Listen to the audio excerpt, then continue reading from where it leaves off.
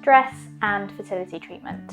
So just relax and it will work, or oh, you're thinking about it too much, or all these other cliche things that you hear when you're trying to get pregnant and trying to conceive.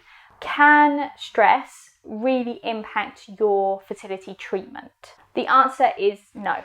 There has been no research to show that stress leads to failed treatment cycles. Well, stress is not good for the body long term. Stress creates adrenaline and raises cortisol. And historically, we have needed this for survival. So you might have heard of the fight or flight response. In our caveman days, you would see something that would trigger a stress response, and you would know at that point, oh, I need to run, or I need to kind of stay where I am, fight or flight. And it was really beneficial for survival. That's why we have the fight or flight response.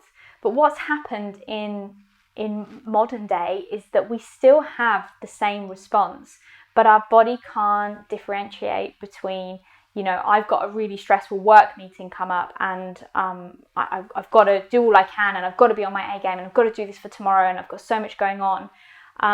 Causes the same reaction as seeing a lion or a tiger that's potentially going to come and eat you. Creates that trigger in your brain. So having high levels of cortisol over a long period of time is not good for us. And we've seen this in cardiac function. When we're looking at the health of our heart, you see people that have really stressful situations over a long period of time, and it impacts their heart function, it impacts the function in the body, because we're just not used to having high levels of cortisol for years and years.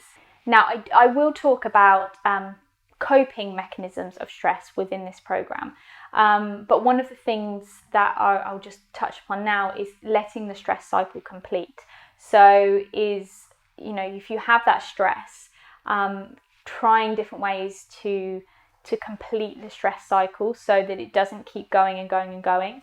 If you feel that you are a really stressed person and you are constantly on high and constantly on go, then you do need to address that. And it's not just for your fertility, it is for your health, for your long-term health.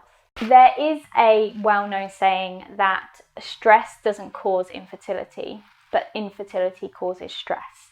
And this is very true. Depression levels when you're experiencing infertility do go up.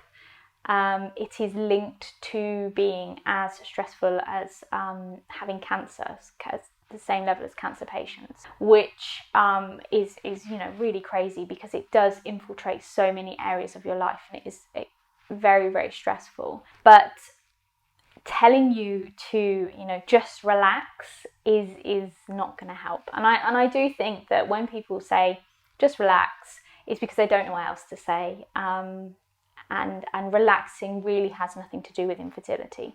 Most people, many of you that are going for fertility treatment will maybe have a diagnosis, an underlying condition, because infertility is a condition in itself. It's not a stress-related condition. There's other things going on.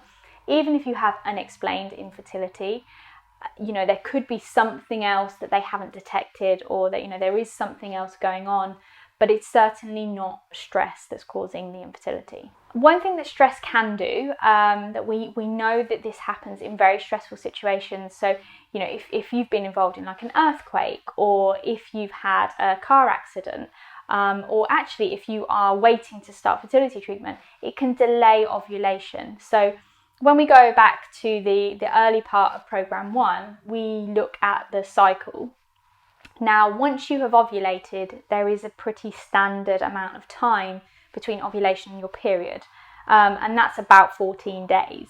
But the time frame between when you get your period and when you ovulate can sometimes be extended. So if you go through some big life event in that stage, you might normally ovulate after 2 weeks into your cycle, but maybe if you've had a stressor, it might delay it and push it to 3 weeks, which means that your cycle will be longer that month.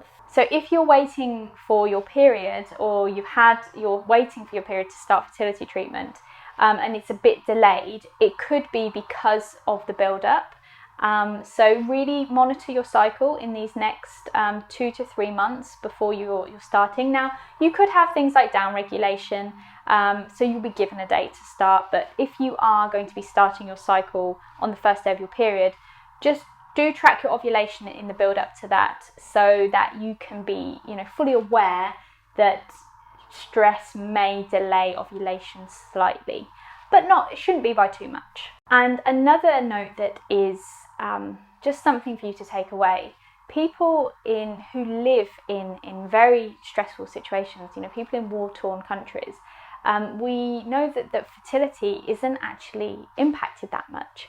So don't beat yourself up if you are thinking, oh my God, I'm stressed with work, this fertility treatment's not going to work because I'm stressed with my job. If it doesn't work, there are normally bigger things at play, but if you can do things to help reduce your stress, which I'll discuss shortly, then please do focus on those things for yourself.